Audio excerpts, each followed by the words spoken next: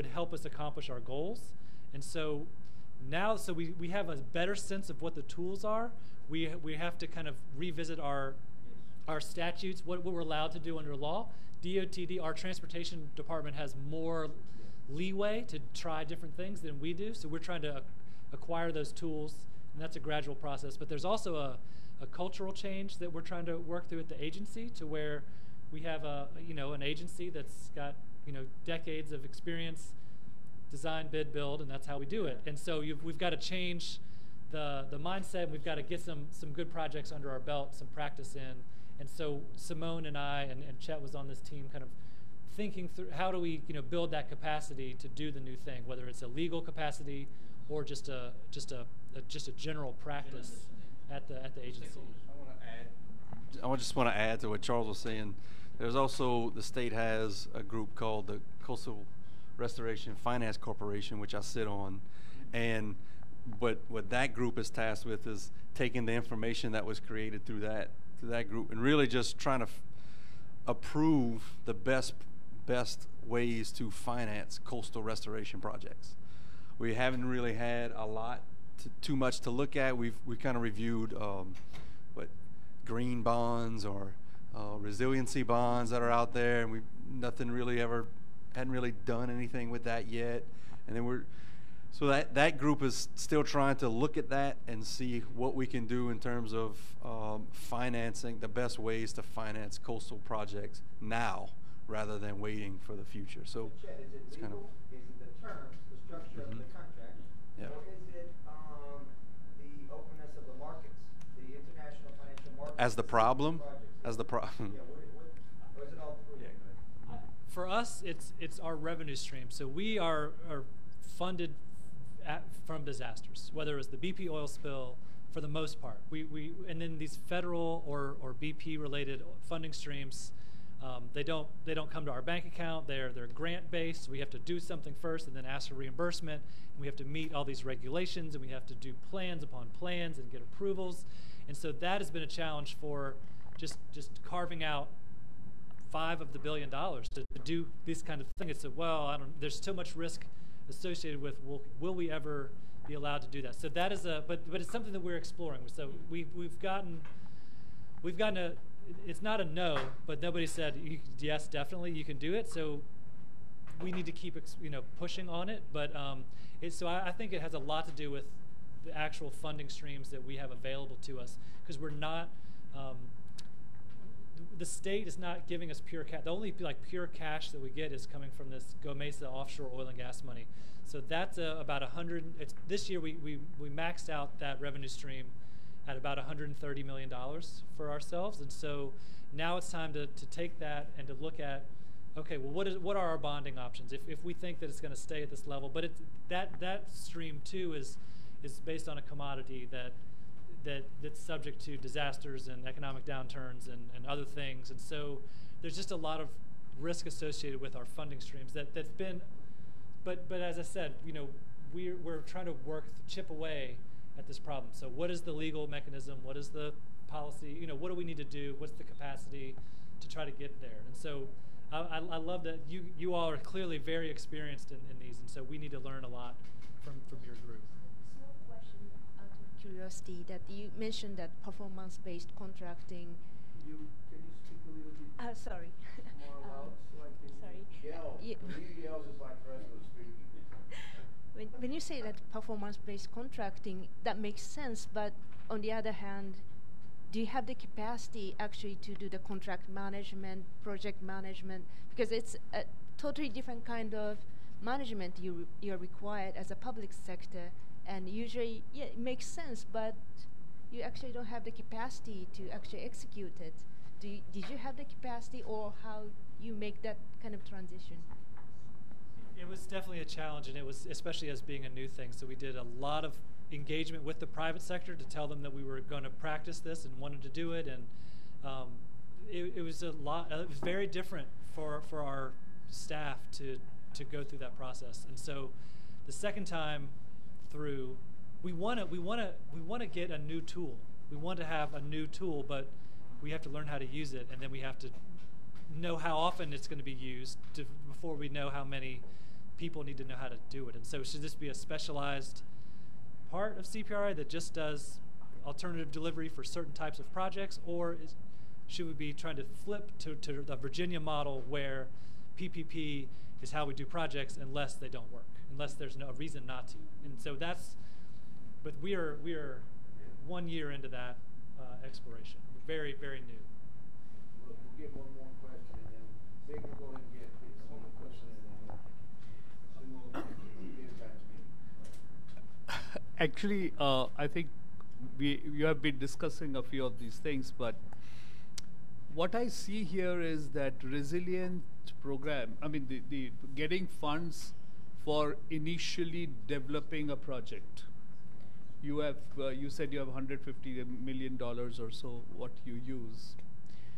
The problem also is in terms of how you are going to maintain it over a period of time. So you can construct something, but it can fall to seed if you don't have money to maintain that.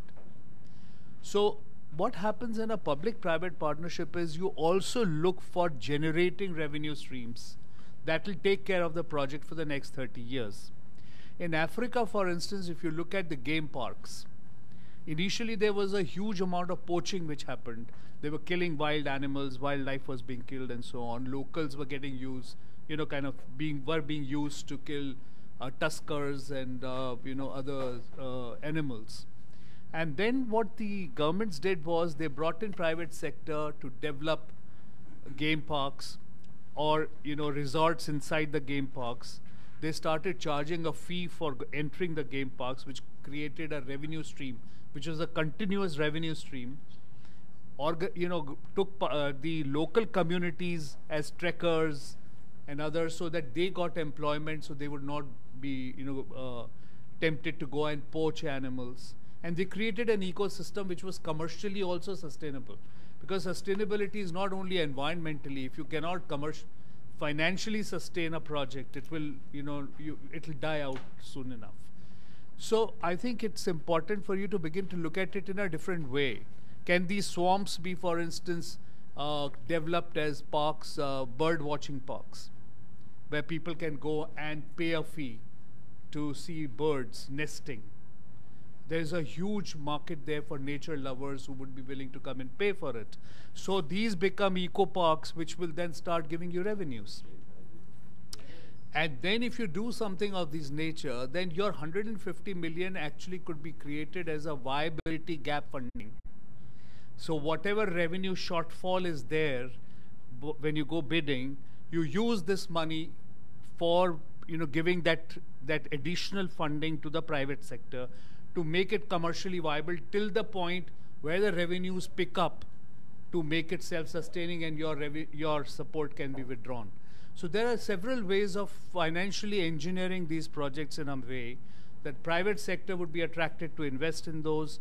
They will become paying for themselves so that over a period of 20 or 30 years they can be sustained in that manner.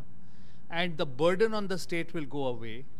And these will also start attracting, so there would be a vested interest of the community to ensure that these projects do well because it creates economic activity for everybody. So a virtuous cycle is created in that sense. So I think it's just the way you look at developing a project which will become important.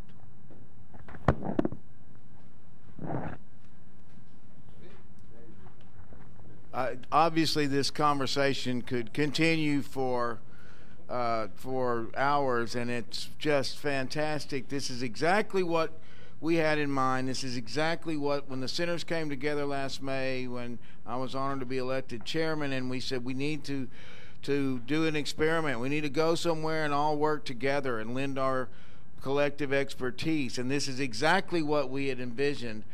And thanks to you, Vic, thanks to you, all of you that are here, because you're the crowd that we want to be talking to. I've immersed myself in financing resilience as a part of the mission of this center is twofold. It's to both promote the development of public-private partnerships for resilience purposes, but it's also to integrate sustainability and resilience into all types of public-private partnerships everywhere. And again, I'm very, very proud that this center is in Louisiana, not only because it's my home state, because this state has the opportunity to become the epicenter of the worldwide resilience movement through innovation and creativity.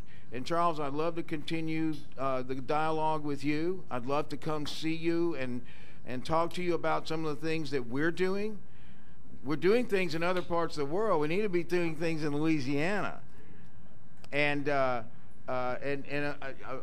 know about, I know how much you know I believe in the LA One Coalition and what you guys are doing, such innovation. And I think that this is the beginning of a conversation that we can absolutely continue with you, with your leadership, Vic. Thank you, my friend.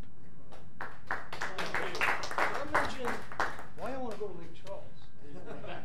Did I mention we have crawfish? Did I say that? You got crawfish? You have lodging? You want to put stuff? Oh yeah, Danny knows all about. Danny's from China. Party? Come on. No, Danny knows all about crawfish and rice. We're going to your fishing camp. Let's go. Okay, Bruce.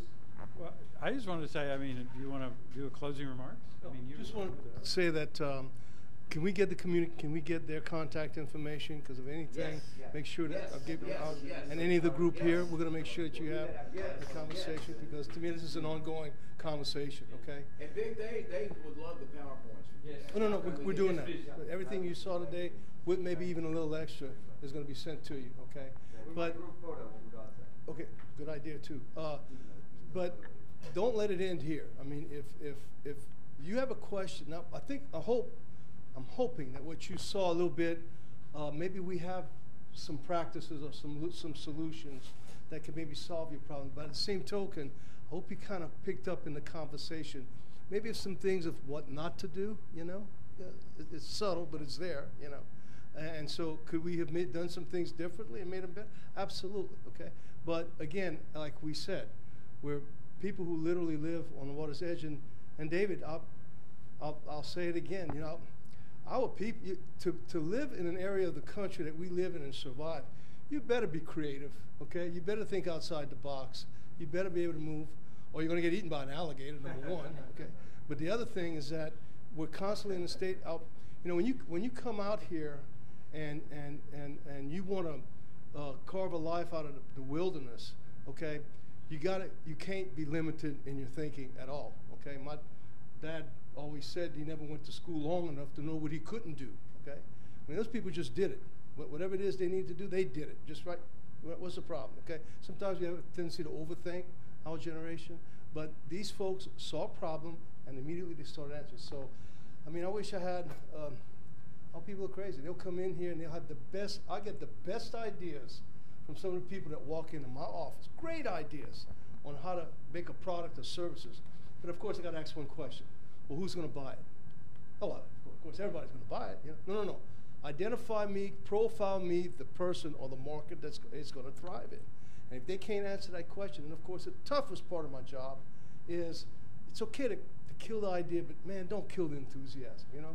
So that's pretty much what we deal with every day here with our problem solving thing. Great ideas, but it's got to be practiced, it's got to be functional, it's got to work. So thank y'all for taking the time to come out here. Y'all welcome here anytime. Don't limit it to this group. You can come anytime you want. Thank y'all. Bruce has enough. Yeah, thank you, Barry. Before we leave, Bruce has a quick announcement. Yes.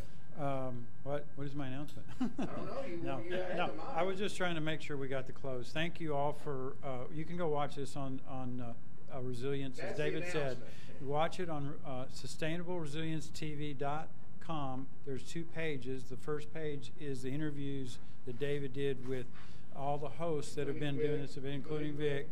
And then the second page up at the top says Resilience 20, and you can copy that URL and send it to any of your friends that want to watch live tomorrow and Friday.